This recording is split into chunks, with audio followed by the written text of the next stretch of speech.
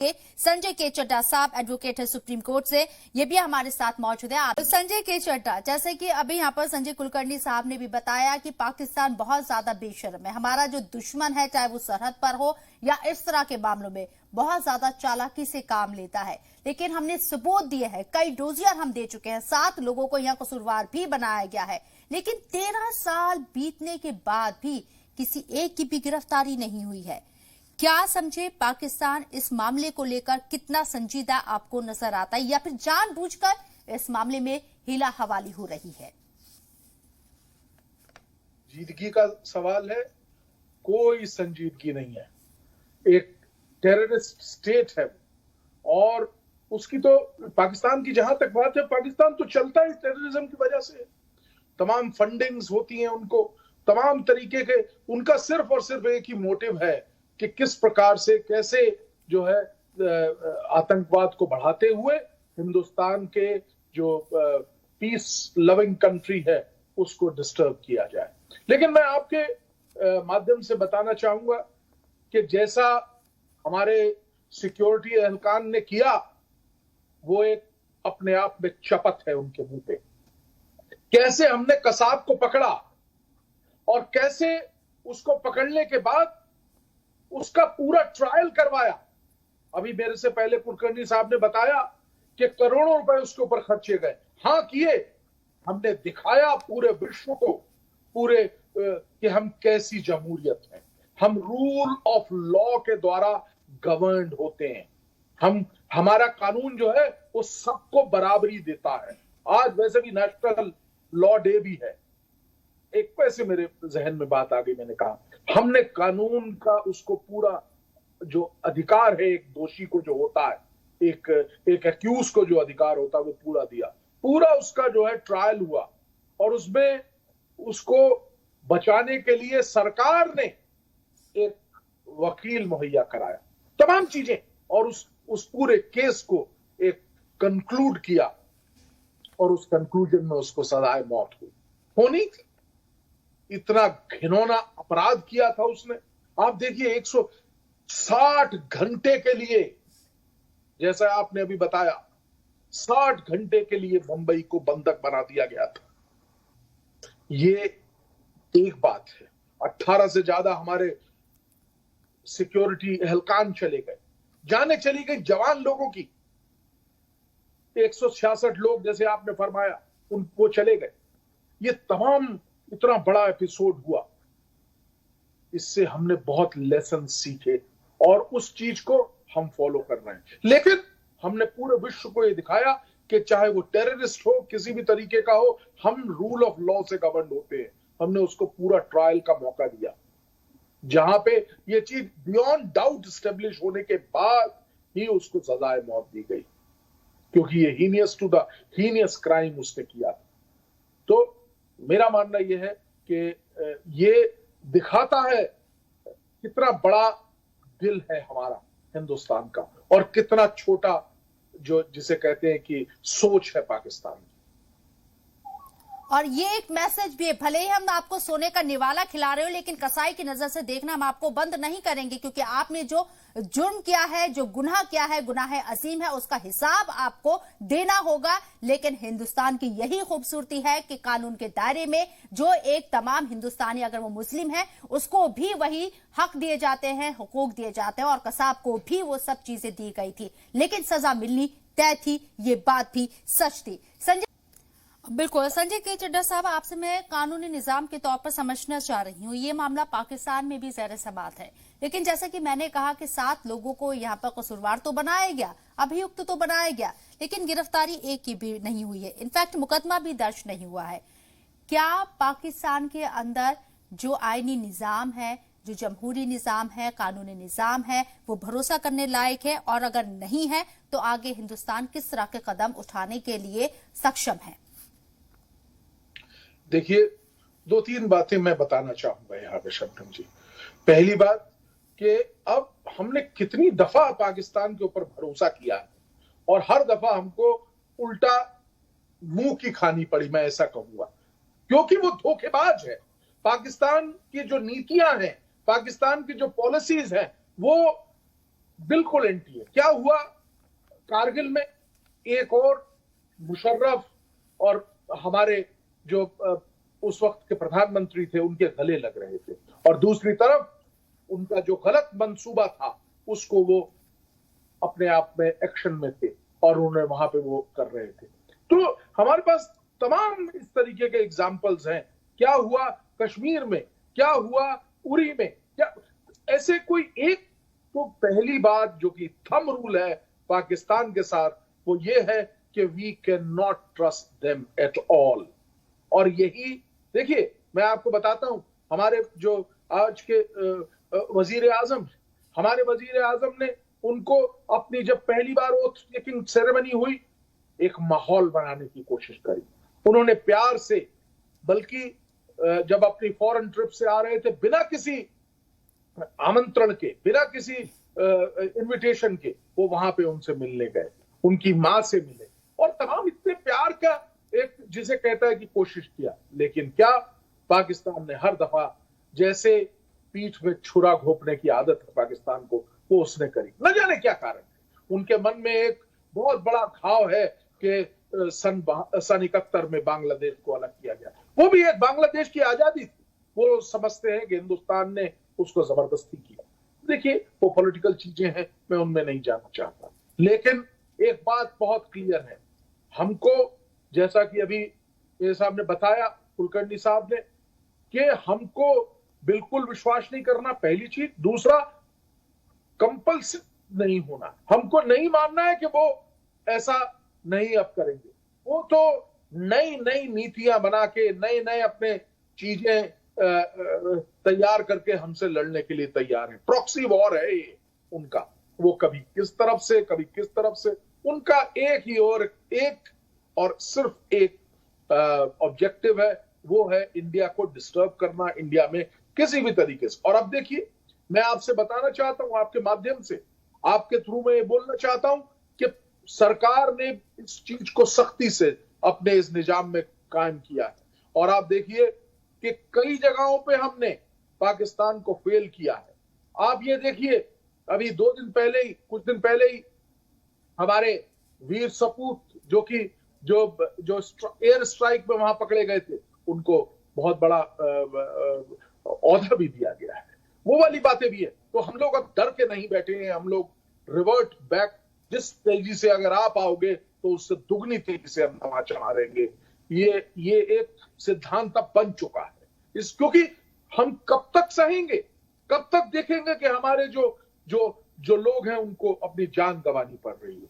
इसलिए सरकार ने ये निजाम अब बना दिया है कि अगर तुम गलती करोगे तो उसकी सजा आपको जरूर दी जाएगी। मेरा ऐसा मानना है। संजय के चड्ढा साहब, मैं कानूनी पहलू के लिहाज से भी आपसे समझना चाह रही थी, क्योंकि आप सुप्रीम कोर्ट में लॉयर हैं, आपको ज्यादा इस पर जानकारी है, इसलिए हम चाह रहे थे कि इस लिहाज से भी थोड़ी सी बात हो जाए। देखिए, जहां तक कानूनी, ये इंटरनेशनल लॉ का मैटर है। हम अगर उनको ये कहते हैं कि ये चीजें हमने डोजियर दिए हैं under the international law, they are bound to investigate. देखिए, लेकिन यहाँ पे इन्वेस्टिगेट कौन कर रहा है? उन्हीं की एजेंसी कर रही है। वो क्यों बताएंगे कि उनकी एजेंसी इस तरीके का जो कंक्लूजन क्यों देगी कि ये लोग जो है पाकिस्तानी ही थे? वो तो अभी तक आपको एंड तक मना करते रहेंगे। आपने तमाम जो है जितने भी जो सबूत हैं वो उनको पेश किए। तो पहली बात, अगर वो इस चीज को मान लेंगे तो एक बहुत गलत मैसेज पाकिस्तान की तरफ से इंटरनेशनल कम्युनिटी में जाएगा, विच दे कैन नॉट एक्सेप्ट। तो इंटरनेशनल लॉ के बारे में ये कहा जाता है, मैं आपको बताऊं कि इंटरनेशनल लॉ जो है उसकी इंप्लीमेंटेशन काफी वीक है। अब आप देखिए, आपको अगर याद हो, आज से कुछ चंद साल पहले एक मुकदमा आईसीजे में हुआ था जिसमें कि 14 जजेस वर्सेस एक जज ने इंडिया के फेवर में आईसीजे में दिया था, जबकि वो जो हमारे एक वहां पे वॉर्क एक हमारे क्या नाम है उनका, मैं नाम भूल रहा हूं, एक हमारा व्यक्ति वहां पे उन्होंने एज ए वॉर क्रिमिनल रखा हुआ है। तो उसके ऊपर कैसे उसको उन्होंने कहा भी सिविल कोर्ट का भी होना चाहिए, तो एक निर्णय भी आ गया। लेकिन क्या हुआ, क्या उस निर्णय को फॉलो किया गया? मैं कहूंगा नहीं किया गया। तो क्योंकि इंटरनेशनल लॉ की इम्प्लीमेंटेशन काफी मुश्किल है, कोई एक ऐसी बॉडी नहीं है जो देखे कि इंटरनेशनल लॉ में कोई जजमेंट है, उसको इम्प्लीमेंट किया जा रहा है कि नहीं। तो लॉ जरूर है, लेकिन वीक लॉ है इंटरनेशनल लॉ। चलिए, इस पर भी हम बात करेंगे कि इस पर मजबूती से काम होना चाहिए और क्या कुछ इस पर हो सकता है, इस पर भी हम तफसील से बात करेंगे। मेहमान मेरे साथ बने हुए हैं, चर्चा में उन्हें शामिल कर लेते हैं एक बार फिर से। संजय के चड्ढा साहब, आपसे समझना चाहूंगी, आपने इंटरनेशनल लॉ का जिक्र किया। मैं सिर्फ पाकिस्तान की बात नहीं कर रही हूं, क्योंकि हमारे आसपास जो हमारे पड़ोसी हैं, आप देखिए कितने दुश्मन हमारे पास मौजूद हैं। इन फ्यूचर किसी तरह के कोई हालात होते हैं जब आप कह रहे हैं कि इंटरनेशनल जो लॉ है वो वीक लॉ है, तो फिर हम कैसे निपटेंगे और क्या इसमें आपको लगता है कुछ इंप्लीमेंट हो सकता है? देखिए, ये बात तो खैर बड़ी क्लियर है कि इंटरनेशनल लॉ थोड़ा वीक जरूर है, लेकिन अब इसके लिए हम यही रीजन है कि कैसे अब जो क्या हमको प्लानिंग करनी चाहिए। उस प्लानिंग के लिए है कि इंटरनेशनल फोरम्स में तमाम जगहों पे हमको पाकिस्तान का जो ट्रू फेस है, जो नकाब उसने उड़ा हुआ है कि डेमोक्रेटिक कंट्री है और ये है और वो है, वो तमाम नकाब को हमको खोल के दिखाना होगा कि ये देखिए असली चेहरा जो पाकिस्तान का वो है ये है। तो तमाम इंटरनेशनल फोरम्स पे हमको उसको अपोज करना पड़ेगा, पहली चीज। इसके अलावा हमको जितने भी और फ्रेंडली नेशंस हैं उनको भी हमको इस पर्टिकुलर एस्पेक्ट पे अपने साथ लेते हुए चलना होगा और देखना होगा और बताना होगा एक दफा फिर से कि ये पाकिस्तान जो जिस तरह की नीचता करता है उसको उजागर करके हमको दिखाना पड़ेगा पूरे विश्व को।